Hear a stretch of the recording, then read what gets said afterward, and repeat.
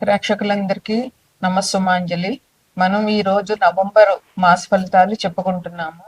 ప్రస్తుతము నవంబర్ నెల అంటే కార్తీక మాసం నడుస్తూ ఉంటుంది. కార్తీక మాసం విశేషంగా శివుడి పూజకి, విష్ణుమూర్తి పూజకి కూడా చాలా ముఖ్యమైన మాసంగా, హరిహరులు ఇద్దరికి సంబంధించిన మాసంగా కార్తీక మాసాన్ని చెప్పుకుంటాము. 12 రాశుల్లో ముందుగా మేషరాశి గురించి చెప్పుకుందాము. మేషరాశిలో అశ్విని 4 పాదాలు, భరణి 4 పాదాలు, కృతిక 1 పాదం ఉంటాయి.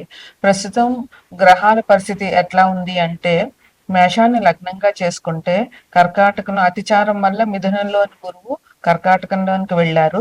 తర్వాత సింహంలో కేతువు, కన్యలో శుక్రుడు, మిథున తులలో రవి, వృశ్చికంలో కుజుడు బుధుడు, కుంభంలో రాహువు, మీనంలో శని వక్రగతిని నడుస్తున్నాయి. ఇది ప్రస్తుతానికి గ్రహాల చలనం.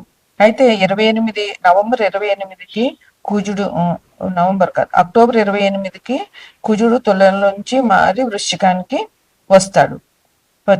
అలాగే 17వ తారీఖున రవి, నవంబర్ 17న రవి తుల నుంచి వృశ్చికానికి వస్తారు. నవంబర్ 3వ తారీఖున శుక్రుడు కన్య నుంచి తులలోనికి వస్తాడు. అయితే 20/10న గురుడు, అక్టోబర్ 20వ తారీఖున గురుడు మిథునం నుంచి కర్కాటకంలోనికి మారారు. నవంబర్ మొత్తం అంతా గురుడు కర్కాటకంలోనే సంచరిస్తారు. ముఖ్యంగా ఈ మాసంలో చెప్పుకోవాల్సింది ఏంటంటే 26/11/2025 నుంచి ఫిబ్రవరి 16, 2026 వరకు మూఢం. ఇన్ని నెలలు మూఢం మూలంగా 26 నవంబర్ లోపులోనే ఏమైనా శుభకార్యాలు, పెళ్లిళ్ళు, గృహప్రవేశాలు ఏమైనా చేయాలంటే చేసుకోవాలి.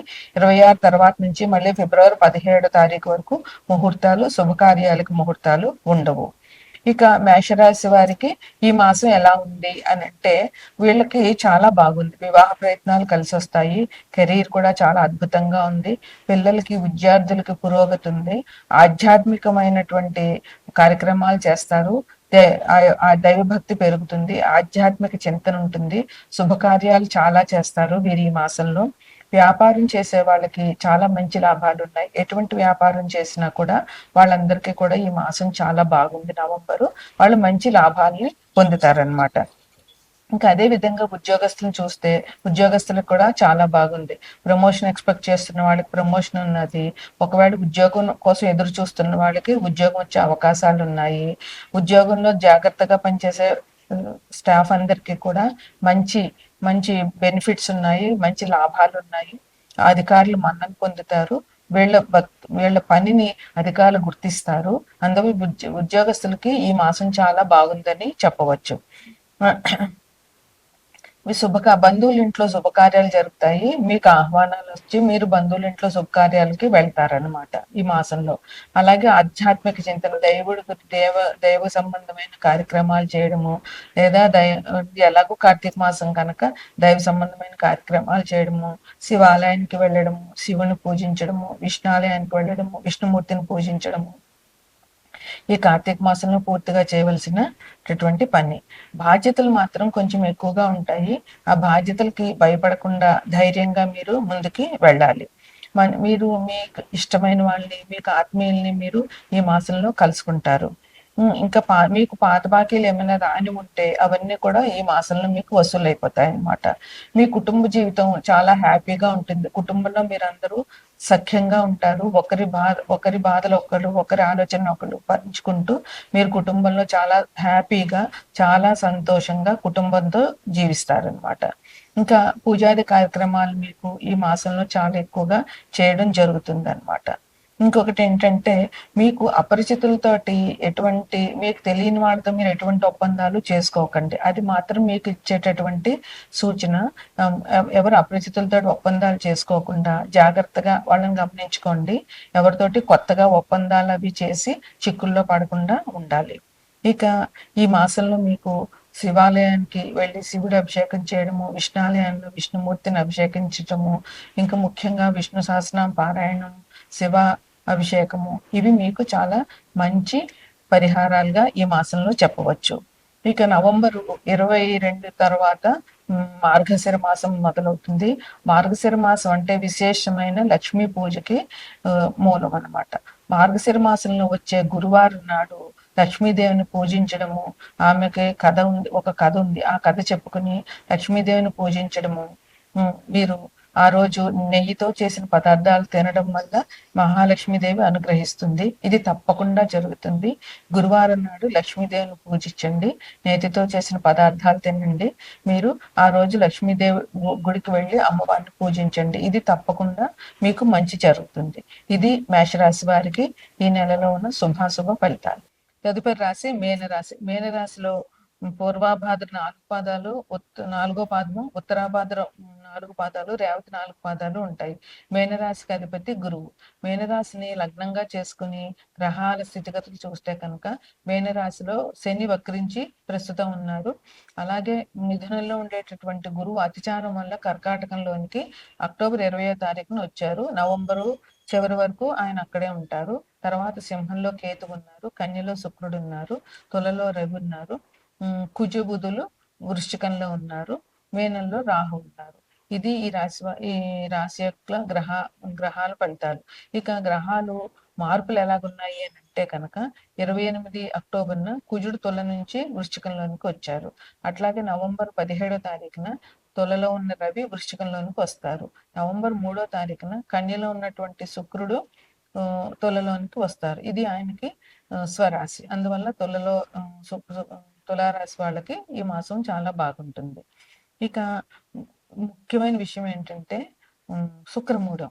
ఎప్పుడంటే నవంబర్ 26 నుంచి వచ్చే సంవత్సరం ఫిబ్రవరి 16, 2026 వరకు కూడా శుక్రమూఢ్యం ఉంది. ఈ మూఢ్యంలో ఎటువంటి శుభకార్యాలు చేయడానికి కుదరదు. పెళ్లిళ్ళు కానీ, గృహప్రవేశాలు కానీ, గృహారంభాలు కానీ ఎటువంటి శుభకార్యాలు చేయకూడదు. అందువల్ల ఎందుకంటే శుభాలను ఇచ్చేవాడు శుక్రుడు. ఆయన మూఢంలో ఉన్నప్పుడు మనకి శుభకార్యాలకి పని చేయడానికి కుదరదు. ఇక నవంబరు 26 లోపునే ఎటువంటి కార్యాలైనా చేయాలి, లేదా ఫిబ్రవరి 16 తర్వాత చేయాలి. ఇంకా ఈ రాశి వారికి ఎట్లా ఉంటుంది అంటే, ఈ రాశి వారికి కుటుంబ అవసరాలు బాగానే తీరుతాయి.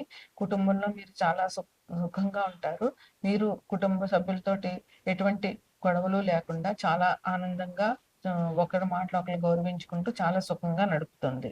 ఇంకా ధనానికి లోటు ఎటువంటిది ఉండదు. మీ ఖర్చులకు కావాల్సినటువంటి ధనం మీకు లభిస్తుంది అన్నమాట. మీరు ఏ పనులు మొదలుపెట్టినా కూడా విజయవంతం అవుతాయి. అందులో ఎటువంటి సందేహం లేదు. అలాగే కానీ శ్రమ మాత్రం మీకు చాలా అధికంగా ఉంటుంది. కష్టపడడం మాత్రం చాలా ఎక్కువగా ఉంటుంది తప్పకుండా. ఇంకా భూమి కొనుగోలు చేసుకోవాలి అనుకుంటున్న వాళ్ళకి, ఇల్లు కొనుగోలు చేసుకోవాలనుకుంటున్న వాళ్ళకి ఈ మాసం చాలా బాగుంది. అది నవంబర్ 26 లోపున మీరు ఏం చేసినా కూడా మంచిగా జరుగుతుందన్నమాట. తర్వాత మీకు కొత్త కార్యక్రమాలు చేస్తారు. అలాగే కొత్త పరిచయాలు కూడా మీకు పెరుగుతాయి. ఈ కొత్త కార్యక్రమాల వల్ల మీలో ఉన్నటువంటి టాలెంట్ పెరుగుతుంది. మీకు కొత్త విషయం నేర్చుకున్నట్టు ఉంటుంది. దానివల్ల కొత్త విషయం నేర్చుకున్నప్పుడు మనసుకు చాలా సంతృప్తి, చాలా గర్వంగా అనిపిస్తుంది. అందువల్ల మీరు మానసికంగా కూడా చాలా బాగుంటారు. ఈ కొత్త పరిచయాల వల్ల మీకు సంఘంలో గౌరవం పెరుగుతుంది. పరస్పరం ఒకరి ఆలోచన ఒకరు మార్చుకోవడం వల్ల మీకు తెలియని విషయాలు వాళ్ళ నుంచి, వాళ్ళకి తెలియని విషయాలు మీ నుంచి నేర్చుకోవడం, అలా పరస్పర స్నేహం పెరుగుతుంది. ఒక కొత్త విషయాలు నేర్చుకున్న తృప్తి కూడా మీకు లభిస్తుంది అనమాట. ఇంకా వృత్తి ఉద్యోగాల్లో ఉన్న వాళ్ళకి ఎటువంటి ఇబ్బందులు లేవు. ఎటువంటి వృత్తిలో వాళ్ళకైనా కూడా మంచి ధనలాభం ఉంది. మీ వృత్తిలో మంచి అభివృద్ధి ఉంటుంది. అలాగే ఉద్యోగాల్లో వాళ్ళకి మీకు మంచి అవకాశాలు ఉన్నాయి. మీ అభివృద్ధిని మీ మీ మీ అధికారులు గుర్తిస్తారు. అలాగే మీ చేసేటటువంటి పనిని కూడా మీ అధికారులు గుర్తించడము, వాళ్ళు మిమ్మల్ని మెచ్చుకోవడము, అలాగే మీకు ఉద్యోగంలో మంచి నమ్మకము, ఒక ధైర్యం రావడము జరుగుతుంది ఈ మాసంలో. ఇంకా ఆర్థికంగా చాలా బాగుంటుంది. ఎటువంటి ఇబ్బందులు ఉండవు. ఆర్థికంగా మంచి ప్రయోజనాలు ఈ రాశి వాళ్ళకి జరుగుతాయి అన్నమాట.